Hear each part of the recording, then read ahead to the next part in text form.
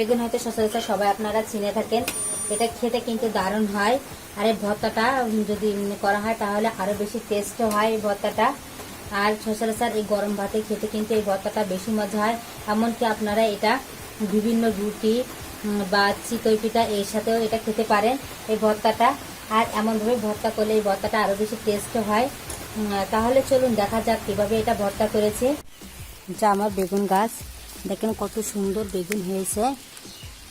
দেখেন এই একটা, এমন আরও অনেক বেগুন আছে, যের ভিতর থেকে আমি দেখব কোন বেগুনটা আমার বতি হয়েছে সেটা আমি তুলে নেব। এখন বেগুন ভর্তা করার জন্য আমি কিছুটা বেগুন রেখে দিয়েছি।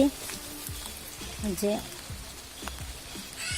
বেগুন একটা, এগুলো আমার লাগানো গাছ। যে এই বেগুনটা আমি এখন উঠিয়ে নিচ্ছি। এই যে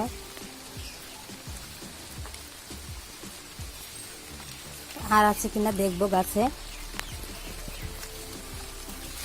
যে এই আর একটা বেগুন, সেটাও উঠে নেব। যে দুটো বেগুনে আমি উঠে নিয়েছি, বাইরে খুব বৃষ্টি হচ্ছে। এই দেখেন গাছে আরও বেগুন আছে আমার।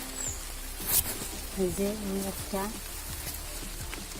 এই দুটো বেগুনই শুধু পারফেক্ট ভর্তা খাওয়ার জন্য, তাই আমি এই দুটো বেগুনই উঠিয়ে নেব। বেগুনটা ভর্তা করার জন্য আমার কিছুটা ঝাল ভাজি করা লাগবে, তার জন্য আমি চুলাটা কড়াই বসিয়ে দিয়েছি। এখন ঝালটা আমি ভাজি করে নেব। চুলায় আগুন জ্বালিয়ে দিয়েছি। এখন এই ঝালগুলো আমি এই চুলার পরে রেখে দেব। দিলে আমার এই ঝালগুলো ভালোভাবে ভাজি হয়ে যাবে। কিছুক্ষণ আমি নাড়াচাড়া করে নেব, নিয়ে একটু কালার করে নেব, নিয়ে এটা রেখে দেব। চুলার আগুনটা আমার তৈরি হয়ে গেছে। এখন আগুনটা আমি করে নিচ্ছি। এখন এই দুটো বেগুন আমি, এই দেখেন এই দুটো বেগুন পরিষ্কার করে ধুয়ে নিয়েছি বেগুন দুটো। এখন আমি একটা একটা করে এই আগুনের ভিতরে দিয়ে দেব।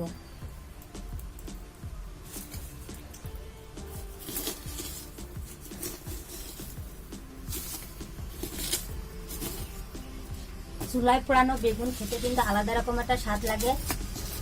যতই আপনি গ্যাসে পোড়ান না কেন, চুলায় পোড়ানো বেগুনের স্বাদই আলাদা। আমি এর উপরে আগুন উঠিয়ে দিচ্ছি। বেগুনগুলো যাতে পোড়া পোড়া হয় তার জন্য ছাই উঠিয়ে দিলাম। আমি আগে থেকে চুলায় আগুন তৈরি করে নিয়েছি।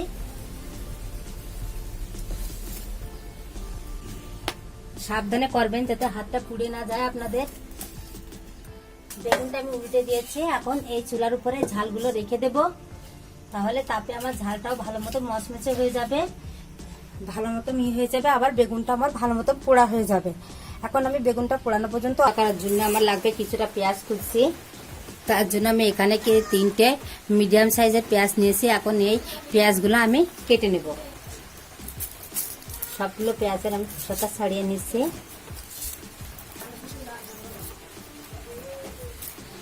আর বাদ বাকি যা কিছু লাগবে সেটা আমি ভর্তা করার সময় দেখিয়ে দেবো যে আর কি কি ব্যবহার করবে। এখানে আমি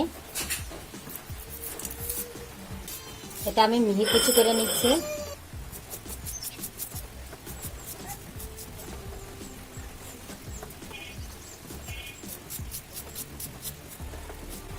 পেঁয়াজ 3টে আমার কুচানো হয়ে গেছে।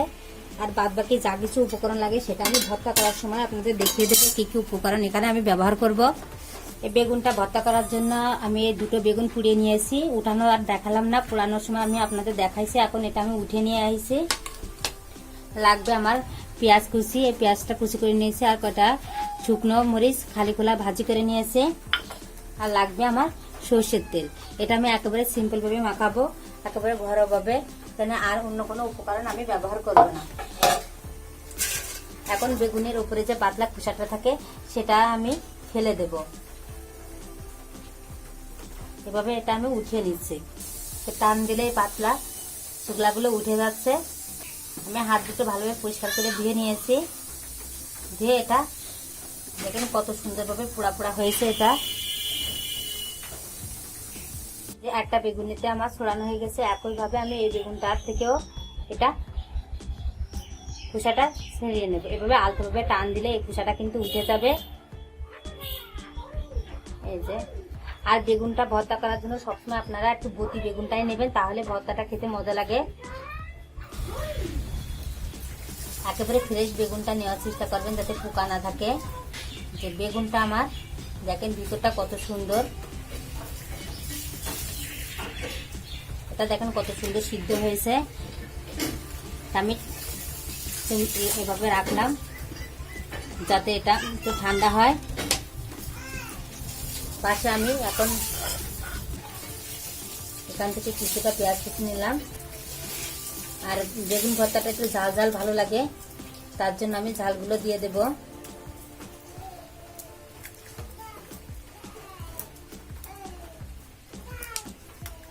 লাগবে আমার কিছুটা লবণ, এখানে কিছুটা লবণ নিয়ে নিলাম।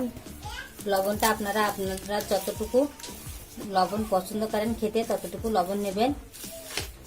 ঝালটা আমার চুলার উপরে রেখে আসার জন্য দেখেন কত সুন্দর হয়েছে। ঝালের ভিতরে যে বিচিগুলো থাকে সেটাও কিন্তু ব্রাউন কালার চলে এসেছে, আর এর জন্য এই ভর্তাটা খেতে আরো বেশি মজা লাগবে। তো ঝালটা আপনারা এমনভাবে করে নেবেন, ভাজি করে নেবেন একটু সময় নিয়ে, তাহলে ঝালটা ভাজিটা খুব ভালো হবে। দেখেন একেবারে মশমশ করছে। এই যে ভালোভাবে এটা ভালোভাবে মেখে নেবেন, মাখানো যতটা ভালো হবে এটা খেতে ততটা মজা হবে। এখন এই যে সরষের তেল, এখানে আমি সরষের তেল নিয়েছি, এখান থেকে কিছুটা সরষের তেল আমি দিয়ে দিলাম এর ভিতরে। এই ভর্তার মশলাটা যত ভালো আপনারা ভালোভাবে মাখবেন ততটাই ভর্তাটা মজা হয় খেতে। আর এই সামান্য বেগুন ভর্তা দিয়ে কিন্তু আপনারা 1 প্লেট ভাত অনায়াসে খেয়ে নিতে পারবেন। বেগুন ভর্তাটা এতটা মজা হয়, আপনারা অনেকেই গ্যাসের চুলায় পুড়ে খান, এটা কিন্তু ততটা টেস্ট হয় না। যদি মাটির চুলায় এভাবে আগুন দিয়ে পুড়ে নেন তাহলে কিন্তু বেগুনটা অনেকটা ভালো টেস্ট হয়। এই যে আমি এই পেঁয়াজ আর ঝালটা ভালোভাবে এভাবে মেখে নিলাম, নিয়ে এখন সবগুলো বেগুন এর ভিতরে ভালোভাবে আমি মেখে নেব। এটা খুব গরম, আর ভর্তাটা গরম গরম খেতে কিন্তু ভালো লাগে। আর গরম ভাতের সাথে কিন্তু ভর্তা হলে কিন্তু আর কিছুই লাগে না। আর তারপরে যদি হয় বেগুন ভর্তা, তাহলে কিন্তু আর কথাই থাকে না। আর বেগুনটা যখন আপনারা করবেন দেখবেন এর ভিতরে কোনো পোকা আছে কিনা। আমার বেগুনটা একেবারে ফ্রেশ, এর ভিতরে কোনো পোকা নাই। আর এমন ফ্রেশ বেগুনটাই আপনারা পোড়ানোর চেষ্টা করবেন, তাহলে খেতে মজা লাগবে। আর বেগুনটা দেখবেন যাতে একটু বতি হয়, বতি বেগুনটায় পোড়ালে কিন্তু পুড়ে ভর্তা করলে কিন্তু বেশি টেস্ট হয়। আমি এভাবে বেগুনটা ভালোভাবে মেখে নিচ্ছি। মাখানোটাই সবচেয়ে ভর্তার সবচেয়ে বেশি টেস্টের একটা কারণ হলো যতটা ভালো মাখানো হবে খেতে ততটা মজা হবে। আমি এভাবে সম্পূর্ণ ভর্তাটার বেগুনগুলো এভাবে হাত দিয়ে মেখে নিচ্ছে। খেয়াল রাখবেন যেন কোনো আঁশ না থাকে বেগুনের ভিতরে। এই যে এটা আমার সবগুলো বেগুন আমি করে মেখে নিয়েছি।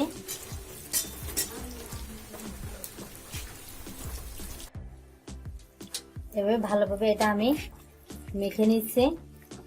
এই মাখানোটা আপনারা সময় নিয়ে করবেন, তাহলে ভর্তাটা খেতে অনেক টেস্ট হবে। এই যে ভালোভাবে আমি এটা মেখে নিয়েছি। এখন এটা আমি আপনাদের পরিবেশন করে দেখাচ্ছি। দেখেন কতটা সুন্দর হয়েছে ভর্তাটার কালার। যে ভর্তাটা আমার মাখানো হয়ে গেছে, এখন এটা আমি পরিবেশন করে দেখাবো। সবটা ভর্তা আমার মাখানো শেষ, বেগুনটা আমার ভর্তা করা হয়ে গেছে। এখন এটা আমি একটা পাত্রে পরিবেশন করে দেখাচ্ছি। পাত্রটা আমি ভালোভাবে পরিষ্কার করে ধুয়ে নিয়েছি। দেখুন বেগুন ভর্তাটা কতটা সুন্দর হয়েছে, এটা খেতেও কিন্তু এমন মজা হবে। আমার এই ছোট ভিডিওটা যদি আপনাদের ভালো লেগে থাকে তাহলে ভিডিওটিতে একটি লাইক করবেন, ভিডিওটি বেশি বেশি করে শেয়ার করবেন যাতে অন্যরা দেখার সুযোগ পায়। আর এই বেগুন ভর্তাটা কেমন হয়েছে সেটা জানিয়ে কমেন্টস করে জানাতে কিন্তু ভুলবেন না আপনারা। যারা আমার চ্যানেলটি ইতিমধ্যে সাবস্ক্রাইব করেছেন তাদের জন্য আমার পক্ষ থেকে রয়েছে অসংখ্য ধন্যবাদ। আর যারা এখনো পর্যন্ত আমার চ্যানেলটি সাবস্ক্রাইব করেননি তাদের কাছে একটা অনুরোধ রইল, তারা অবশ্যই আমার চ্যানেলটি সাবস্ক্রাইব করবেন কিন্তু, এবং পাশে থাকা বেল আইকনটি চালু করে দেবেন। এতে করে কি হবে, আমার দেওয়া নতুন নতুন ভিডিওগুলো আপনারা সবার আগে নোটিফিকেশনের মাধ্যমে পেয়ে যাবেন। আমি ভর্তাটা কিছুটা লেবু দিয়ে পরিবেশন করে দেখাচ্ছি।